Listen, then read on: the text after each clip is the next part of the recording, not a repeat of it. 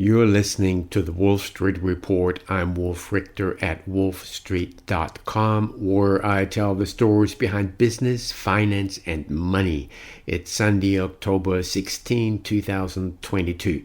For some of us on the West Coast, it may still be Saturday night as I'm recording this.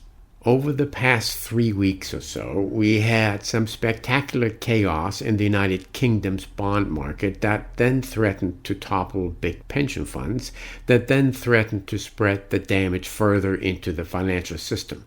In the process, the British pound got hammered to record lows against the US dollar.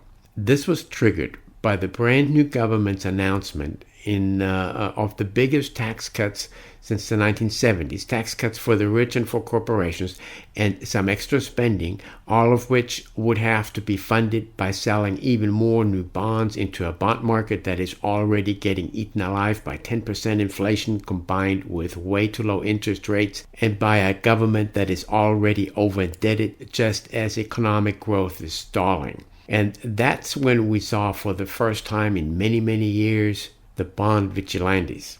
The bond vigilantes can be brutal and they can be fast moving, and they can come out of nowhere and suddenly they're here and chaos ensues and bond prices plunge and yields spike and liquidity vanishes to the point that it threatens the functioning of the bond market and therefore the functioning of the economy, and it forces politicians and governments to change policies. Bond vigilantes can intimidate anyone, because in an economy that runs to a large extent on debts, when the cost of these huge debts spike and when liquidity in the bond market disappears, all heck breaks loose and scary stuff can happen. And so when the bond vigilantes come to town, it can get wild. Bond vigilantes came out of the 1970s and 1980s in the United States when bondholders were clobbered half to death by waves of ever worse inflation. And when inflation finally began to subside in 1983, bondholders remained leery and unwilling to believe, after the misery they'd been through, that inflation would not return.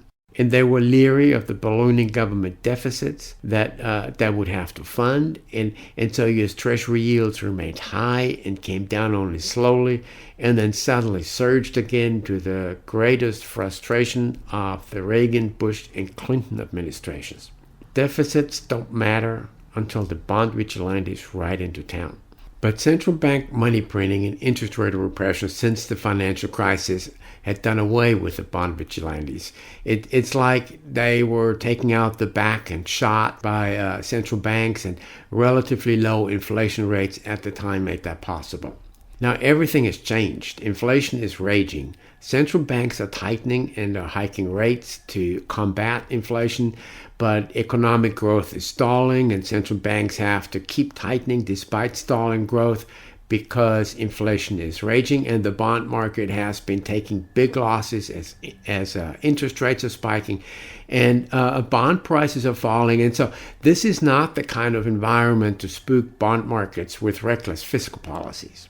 What happened in the UK was the first reappearance from the dead of the bond vigilantes in maybe decades, and they fought their first battle and they won. And after they won, they're sticking around and they're not going away. This sent shockwaves into the rest of the world, and bond yields have jumped all around. Bond vigilantes is a figure of speech. They're big institutional investors that buy government bonds, sometimes with a lot of leverage and via complicated derivatives, and they're insurance companies and pension funds and bond funds and hedge funds and even individual investors. And when they get tired of being beaten up by raging inflation, reckless fiscal policies and artificially low interest rates, they refuse to buy bonds. And some are selling bonds. And so buyers vanish and new buyers have to be lured into the market with higher yields and lower prices, or else no one is buying. And this is pushing up interest rates further and is pushing down bond prices further. And so these bond vigilantes are imposing high costs of borrowing as punishment. What happened in the UK was this. A few weeks ago, with inflation already at 10%, a new government tried to put its stamp on the economy. It came up with a stimulus plan of tax cuts and subsidies that would fire up inflation even more, and at the same time would increase the need by the government to borrow large amounts. The new government announced a package of big tax cuts essentially for the rich, and it would scrap the top income tax rate, and it would cancel on increase in corporate taxes. And these tax cuts would be accompanied by a surge in spending on energy subsidies for businesses and households. When inflation is already spiraling out of control, cutting taxes and throwing subsidies out there, that combined would trigger a huge burst in borrowing is exactly the wrong prescription to get inflation under control. And the UK bond market had conniptions. Bondholders get eaten alive by inflation because inflation eats the purchasing power of those bonds, and the interest rate, the yield of those bonds isn't nearly enough to compensate the bondholders for the loss of purchasing power. So already when the new government came to power on a platform of tax cuts and increased spending, the bond market started acting up. And then when they made the announcement in late September, the bond market went haywire. Back in mid-August, the 10-year yield of UK government bonds, gilts as they're called, was still around 2%. By September 26, 6 weeks later, they spiked to 4.5%, which is a huge jump in a very short time. It did that initially because the bond vigilantes stepped away from the market and didn't buy or even sold the holdings into the market. And then the secondary effect set in, and the spiking yields caused a group of large pension funds to get in trouble with the so-called liability-driven investment strategy, so the LDI, and which is a leveraged system of derivatives that were using long-dated government bonds as collateral. When yields of those long-dated government bonds spiked, as prices plunged, these pension funds got margin calls from the very investment banks that had sold them those LDI strategies.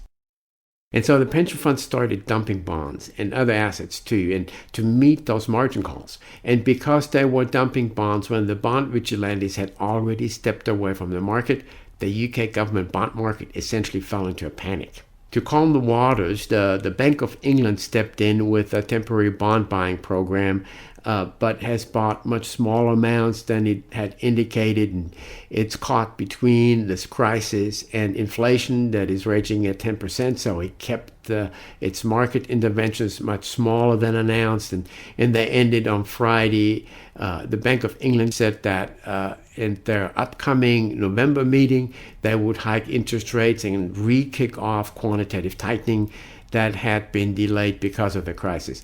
Their number one issue is 10% inflation. And to further calm the waters, Finance Minister Kwasi Kwarteng, the co-architect of the new policies and longtime ally of Prime Minister Liz Truss, announced that he'd shelved the plan to cut the top tax rate. But the turmoil and backlash persisted, and on Friday, so that was October 14, Prime Minister Truss sacked Kwarteng.